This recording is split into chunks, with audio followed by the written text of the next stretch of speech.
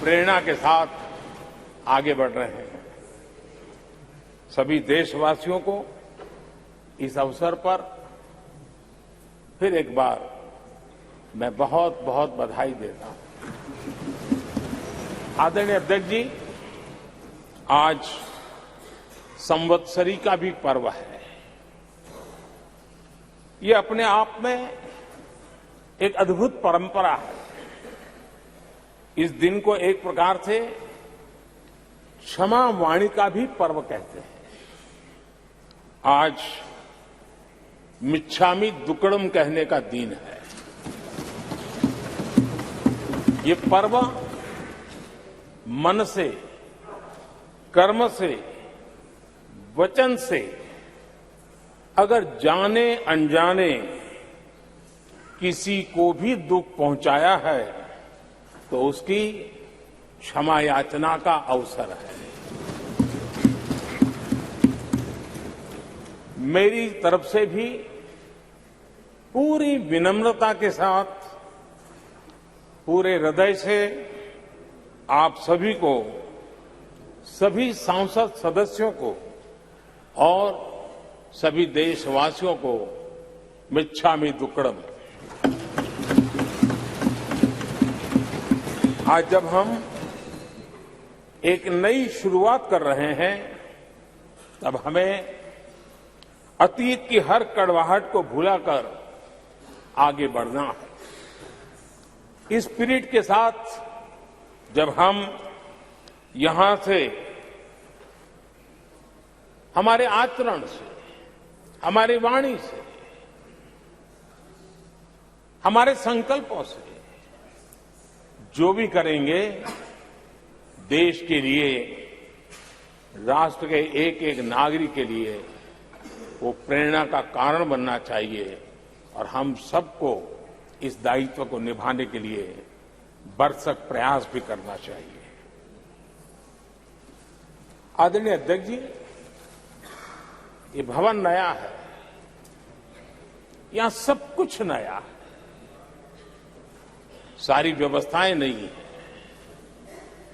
यहां तक आपके सब साथियों को भी आपने एक नए रंग रूप के साथ प्रस्तुत किया है।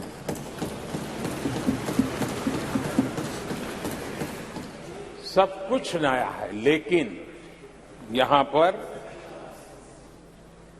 कल और आज को जोड़ती हुई एक बहुत बड़ी विरासत का प्रतीक भी मौजूद है। वो नया नहीं है, वो पुराना है और वो आजादी की पहली किरण का स्वयं साक्षी रहा है, जो आज अभी हमारे बीच उपस्थित है। वो हमारे समृद्ध इतिहास को जोड़ता है और जब आज हम नए सदन में प्रवेश कर रहे हैं, संसदीय लोकतंत्र का जब ये नया गृह प्रवेश हो रहा है, तो यहां पर आजादी की पहली किरण का साक्षी, जो आने वाली पीढ़ियों को भी प्रेरणा देने वाला है, वैसा पवित्र सेंगोल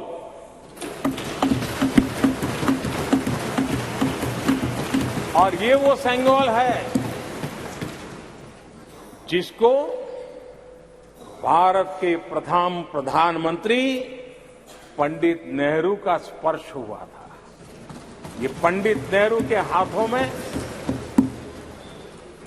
पूजा विधि कर करके आजादी के पर्व का प्रारंभ हुआ था और इसलिए एक बहुत महत्वपूर्ण अतीत को उसके साथ ये सेंगोल हमें जोड़ता है।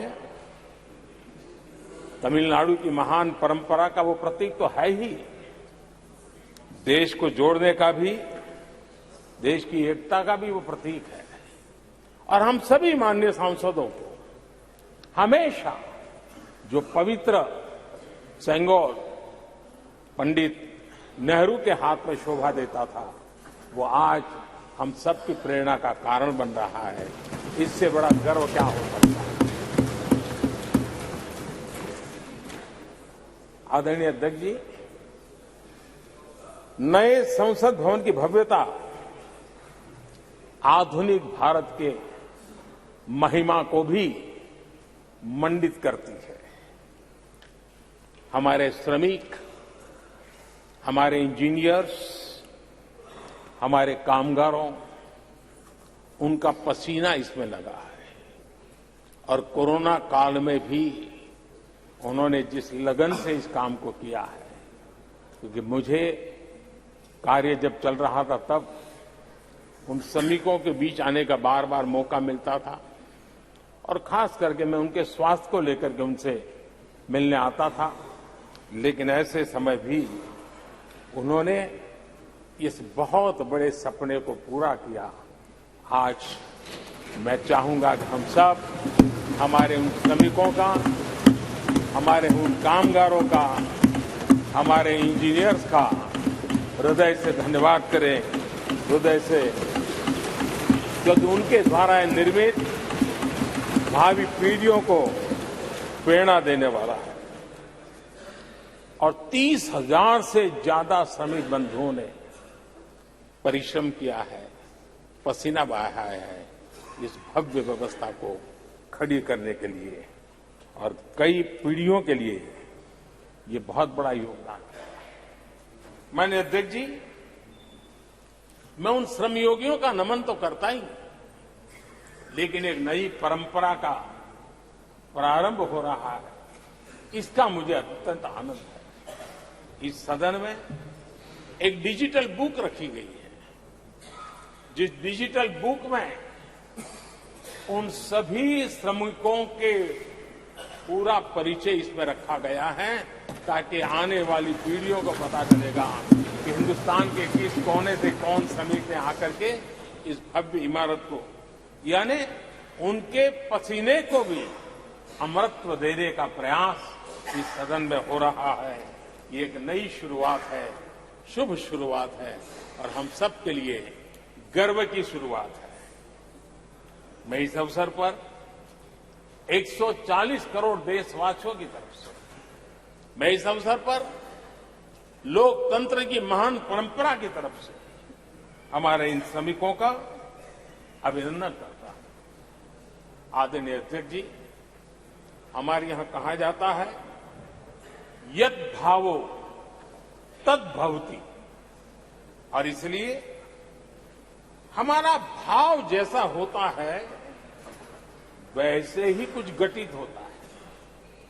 यद भावो तद भवति, और इसलिए हम जैसी भावना करते हैं और हम जैसी भावना करके प्रवेश किया है, मुझे विश्वास है भावना भीतर जो होगी हम भी वैसे ही खुद भी बनते जाएंगे और वो बहुत बड़ी स्वाभाविक है। भवन बदला है, मैं चाहूंगा भाव भी बदलना चाहिए, भावना भी बदलनी चाहिए।